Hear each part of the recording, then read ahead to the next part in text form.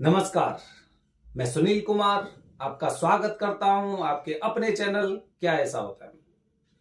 दोस्तों, कुंडली दोष से संबंधित किसी भी तरह की समस्या हो, पूजा करने के पश्चात ज्यादातर लोग या फिर हमारे गुरुजी हमें एक ही बात बताते हैं कि 40 दिन के नियमों का आपको पालन करना है। 40 दिन के नियमों के बारे में लोगों में अलग अलग तरह की जानकारियां फैली हुई हैं। नियम जरूरी हैं कि नहीं है, कि बिना इसके काम चल सकता है या नहीं चल सकता है। दोस्तों, पूरा वीडियो देखिए। अगर अच्छा लगता है तो कमेंट बॉक्स में हर हर महादेव जरूर लिखें, और अगर हो सके एक आध दो लोगों से चैनल अगर हमारा सब्सक्राइब अगर आप करवा सकते हैं तो हमें बड़ी प्रसन्नता होगी, क्योंकि हम आपको जानकारी दे रहे हैं, हो सकता है वो जानकारी उस इंसान के काम आए। दोस्तों, आखिरकार क्यों जरूरी होता है 40 दिन के नियमों का पालन करना? सोचिए। अगर आप सोचेंगे तो निश्चित रूप से आप उस जड़ तक जा सकते हैं कि आखिरकार वजह क्या है कि हमें 40 दिन के नियमों का पालन करना चाहिए। सबसे पहले दोस्तों मैं आपको बताता हूं, ये पूरे 40 दिन नहीं होते हैं, ये ज्यादा दिन होते हैं। पूरे 40 नहीं होते। बता रहा हूं कैसे। जब भी हम घर से निकलते हैं तो घर से निकलने से 2 दिन पहले मैं आप लोगों से बोलता हूं कि आप अर्जी लगाइए। अर्जी के साथ मैं आपसे एक बात और बोलता हूं, खाना खाने के अगर बाद में लगानी अर्जी तो कोई समस्या नहीं है। अगर खाना खाने से पहले अर्जी लगा रहे हैं तो उसके पश्चात आपको लहसुन, प्याज, मांस, मदिरा का सेवन नहीं करना है। यहां तक कि आपको लहसुन प्याज युक्त खाना भी नहीं खाना है। ये बोलता हूं ना मैं। तो आपके नियम कब से शुरू हो गए? आपके नियम शुरू हो गए जब आपने यात्रा शुरू भी नहीं की थी। जब आपने यात्रा शुरू भी नहीं की थी, अर्जी के टाइम से, अर्जी के अगले दिन से आपके दिन शुरू हो गए।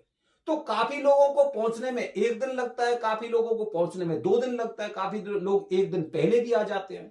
ठीक है, तो इस तरह से 2-3 दिन का अंतर पड़ जाता है, 2-3 दिन का। अच्छा, इसके पश्चात दोस्तों आपका नियम कब से शुरू हो गया? अर्जी के बाद से। उसके पश्चात आपके नियम कब से शुरू होंगे? घर पहुंचने के पश्चात। घर पहुंचने के पश्चात।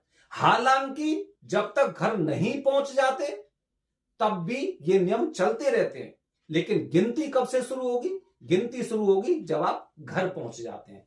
उस दिन से, उस दिन आपका पहला दिन होगा। तो अगर कोई पूजा करने के बाद अगर 1 दिन में पहुंच रहा है, 2 दिन में पहुंच रहा है, तो मतलब मान के चलिए करीब 5 से 6 दिन का अंतराल इसमें बढ़ जाता है। जो हम 40 दिन के नियम बोलते हैं वो 40 दिन के ना होकर करीब 45-46 दिन के नियम होते हैं। तो दोस्तों, क्या जरूरत है हमें? आखिरकार क्यों बोला जाता है कि 40 दिन के नियम, और 40 का मतलब क्या है? जानते हैं आप? सुनिए, हमारे सनातन धर्म में, हमारे सनातन धर्म में शिव चालीसा सुना है?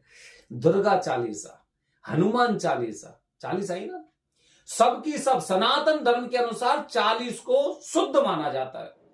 यह माना जाता है कि अगर चालीसा मैंने किया, शिव चालीसा का 40 दिन पाठ किया, तो मनवांछित परिणाम पा सकता हूं। मनवांछित। हनुमान चालीसा, दुर्गा चालीसा, कोई भी चालीसा मैं पढ़ रहा हूं तो 40 दिन तक अगर मैंने पढ़ लिया तो मुझे इस पढ़ने का उचित फल प्राप्त होगा। इसी तरह से दोस्तों माना जाता है कि जो पूजा मैं करके आया हूं, जो भी पूजा मैंने की है, वो पूजा के नियम अगर मैं 40 दिन करता हूं तो जो पूजा मैंने की है उसके फल मुझे प्राप्त होंगे। समझ रहे? पहली बात। दूसरी बात बता रहा हूं दोस्तों। दूसरी बात ये दोस्तों ये होती है, किसी घर में, अगर सनातन धर्म की अगर मैं बात करता हूं तो किसी भी घर में अगर किसी बालक का या बालिका का जन्म होता है, किसी बच्चे का, बच्चे को लेके चलते हैं, बालक बालिका को छोड़ देते हैं, किसी भी बच्चे का जन्म होता है तो 40 दिन तक सूतक चलता है, और माना जाता है कि 40 दिन तक आपको कुछ नियमों का पालन करना चाहिए। इसी तरह से दोस्तों अगर किसी घर परिवार में किसी भी इंसान की मृत्यु हो जाती है, किसी भी लोगों की मृत्यु हो जाती है, तो उसके पश्चात भी दोस्तों 40 दिन तक हमें उनका पालन करना होता है। इसी तरह से दोस्तों जन्म और मृत्यु ये कहां पे डिसाइड होती है? कुंडली में। कुंडली के माध्यम से लोग समझ सकते हैं कि कुंडली में जन्म है तो ये लग्न है, समय कितना था, ये कितना था, उसी के अनुसार से कुंडली बनती है, उसी के अनुसार से दोष निर्धारित होते हैं और उसी के अनुसार पूजा होती है। कुंडली के अनुसार काल सर्प दोष है, पितृ दोष है, मंगल दोष है, किसी भी तरह का दोष है तो कुंडली के माध्यम से ही दोष का निर्धारण होता है और उसी के माध्यम से पूजा होती है। तो किस चीज की पूजा कर रहे हैं हम? कुंडली दोष से संबंधित। कुंडली दोष से संबंधित अगर हम कोई भी पूजा कर रहे हैं तो इसीलिए हमें 40 दिन के नियमों का पालन करना चाहिए, क्योंकि सनातन धर्म के अनुसार जन्म और मृत्यु दोनों की स्थिति में 40 दिन के नियमों का हम पालन करते हैं। और जन्म मृत्यु से संबंधित चीजें हमारी होती है कुंडली, जो कुंडली निर्धारित होती है हमारे जन्म से। जिस दिन, जिस समय पर, जिस स्थान पर हमारा जन्म हुआ है उसी के अनुसार कुंडली का निर्धारण होता है और माना जाता है कि इसके दोषों के निवारण के बाद 40 दिन तक हमें नियमों का पालन करना चाहिए। 2 वजह होगी दोस्तों। तीसरी वजह बता रहा हूं दोस्तों, तीसरी वजह, आपके घर परिवार में से काफी लोग ऐसे होंगे जो तीर्थ यात्रा पे जाते होंगे। 4 धाम की यात्रा हो गई, गंगा सागर यात्रा हो गई, 12 ज्योतिर्लिंग की यात्रा हो गई, या फिर माता वैष्णो देवी के दर्शन जा रहे हैं, या फिर तिरुपति बालाजी महाराज के दर्शन जा रहे हैं, कहीं पे भी जा रहे हैं, या तो आप जा रहे हैं या आपके परिवार के लोग जा रहे हैं।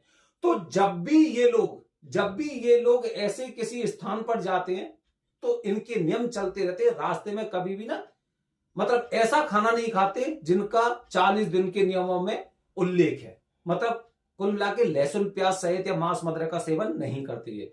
जब ऐसे लोग, मतलब शास्त्रों में बताया गया है कि जब भी कोई इंसान आपके घर परिवार में से अगर तीर्थ यात्रा करके वापस लौट रहा है, तीर्थ यात्रा करके वापस लौट रहा है, तो निश्चित रूप से आपको 40 दिनों तक नियमों का पालन करना चाहिए कि वो जो यात्रा करके आए उसका फल प्राप्त करने के लिए हमें ये नियम पालन करने चाहिए।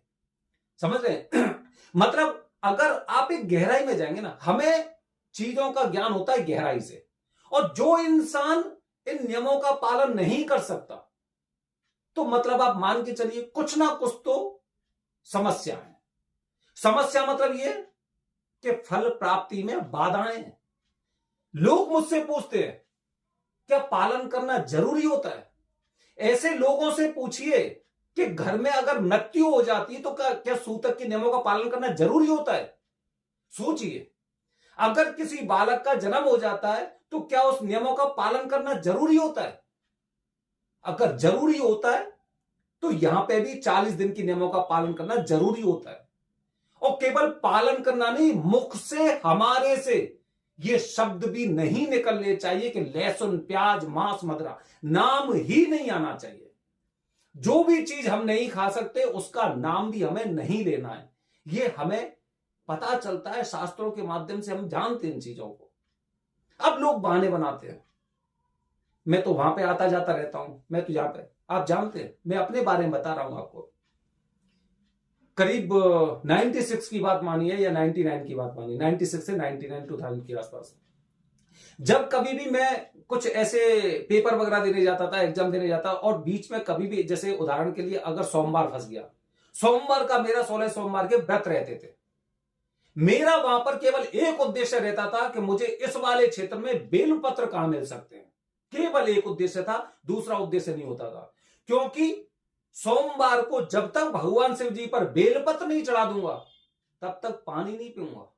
यह मेरा नियम था। अब अगर मैं ये सोचूं कि मैं तो यहां पर पेपर देने आया हूं, मैं तो यहां पर फंस गया, यात्रा कर रहा हूं, कैसे बेलपत्र मिलेंगे, तो भगवान से बहाने बनाने से क्या मिलेगा? कुछ नहीं मिलेगा।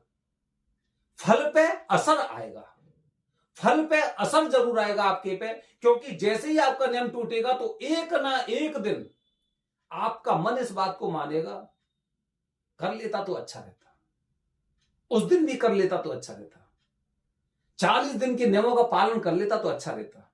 क्या हो रहा है? कुछ नहीं हो रहा है। जहां पे 10 दिन वहां पे निकल गए, ऐसे 10 दिन और निकल जाते, 20 दिन और निकल जाते। ये हमें बाद में पश्चाताप होता है। तो इसीलिए दोस्तों, मैं सभी से यही आग्रह करता हूं, पूजा करवाइए ना, तो फल भी आपको प्राप्त करना चाहिए। अगर फल प्राप्त करना है तो नियमों का पालन करना चाहिए, प्रोसेस का पालन करना चाहिए, जो चीज जहां की बताई गई है उसके अनुसार करनी चाहिए। उज्जैन में पूजा करवानी, मंदिर में करवाइए कालसर्प दोष की।